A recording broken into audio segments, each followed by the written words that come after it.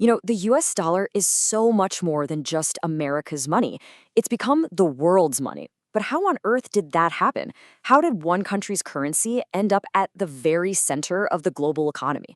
Well, today we're going to unpack that incredible story. Okay, let's start with a really interesting question. When Somali pirates hijack a cargo ship, what currency do they demand for ransom? It's not local shillings, it's not euros, they want US dollars. And it's not just them. From the people setting global oil prices to you booking a hotel on vacation, everyone seems to want greenbacks. So what is this universal obsession all about? Well, the answer is pretty simple. The dollar isn't just for Americans anymore. It's basically become the planet's go-to currency. But, and this is the key, this didn't happen by accident. Oh no. It's the result of a huge power shift over the last century, a couple of world wars, and some seriously clever deal-making. To really get it, we have to rewind the clock to a time before the dollar was king.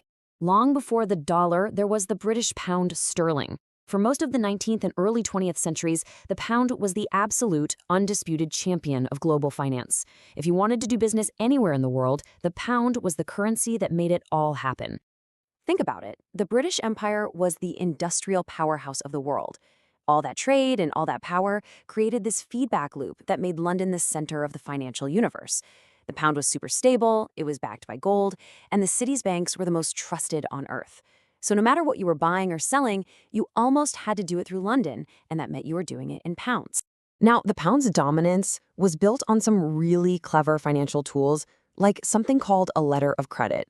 This little invention solved the single biggest headache in international trade: trust, right? How do you make sure you get paid when you're selling something to a total stranger on the other side of the world?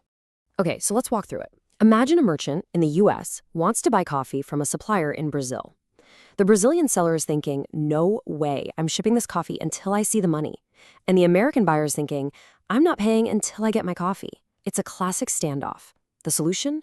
A trusted London bank steps in as the middleman. They guarantee the payment, in pounds of course, as soon as the coffee is shipped. London basically became the world's financial referee, and every time they blew the whistle, it just made the pound stronger. But, while London was ruling the financial world, a new nation was just trying to get its act together over on the other side of the Atlantic. For a really long time, the United States didn't even have a single unified currency of its own. I mean, before 1785, the American colonies were a total mess when it came to money. People were using everything from tobacco leaves and shell beads to foreign coins. So the creation of the US dollar wasn't some grand plan for world domination. It was a desperate move by people like Alexander Hamilton to stitch 13 chaotic colonies into a single unified country. A shared currency helps create a shared identity. And here's the really crucial part.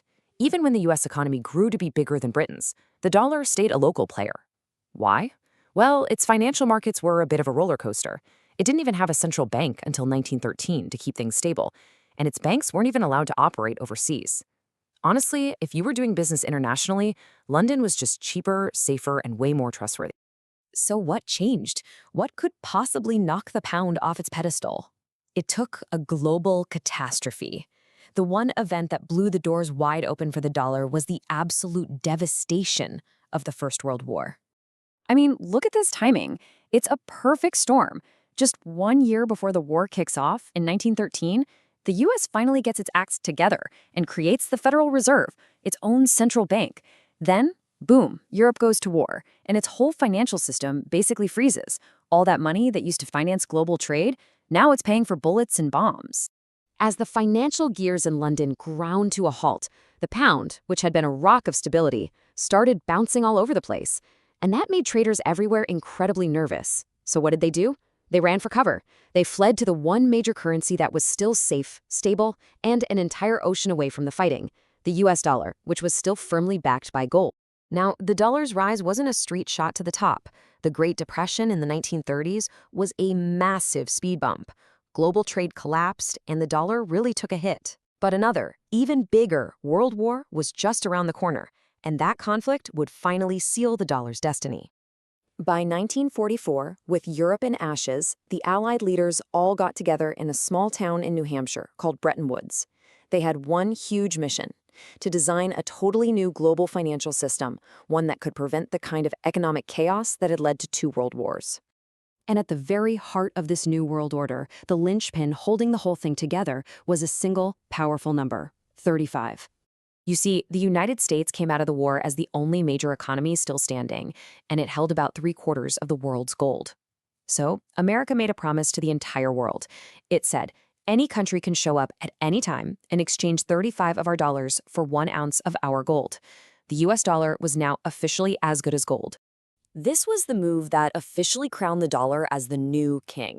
Instead of every currency trying to peg itself to a limited supply of gold, they would all peg themselves to the dollar. The dollar became the anchor for the entire global system.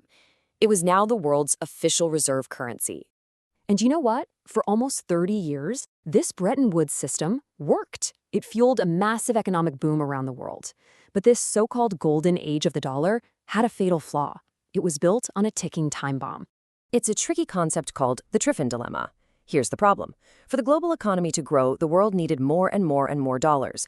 But the more dollars America printed and sent overseas, the more other countries started to look at America's shrinking pile of gold and ask a very awkward question. Hey, do you guys actually have enough gold to back all these dollars up? Well, that all came to a head in 1971. Countries like France started demanding gold for their dollars, and the U.S. was facing a run on its reserves. So President Nixon went on TV and dropped a bombshell. He announced that the U.S. was temporarily suspending the deal. The gold window was closed. The promise was broken. Now, logically, that should have been it, right? The dollar was no longer backed by gold. Game over. Economists everywhere predicted it would collapse. But then, the strangest thing happened. Nothing. The dollar just kept on reigning. So why didn't it collapse? Well, for one, pure inertia. Think of it like this. The entire plumbing of the world's financial system was already built for dollars. Ripping it all out would be a nightmare. Plus, all the world's oil was priced in dollars, so every country still needed a huge stash of them just to keep the lights on. And at the end of the day, there just wasn't another currency ready to take its place. And that decision created the world we live in today. The dollar became what's called a fiat currency, meaning it's backed by, well, nothing tangible. It's backed only by the world's faith and trust in the U.S. government to pay its bills.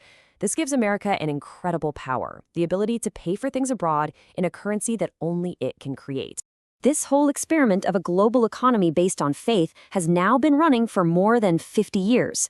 But as new economic powers rise around the world, the dollar's position is being challenged again. And it leaves us with one big, final question. The dollar's reign has lasted this long, but what will the next 50 years look like?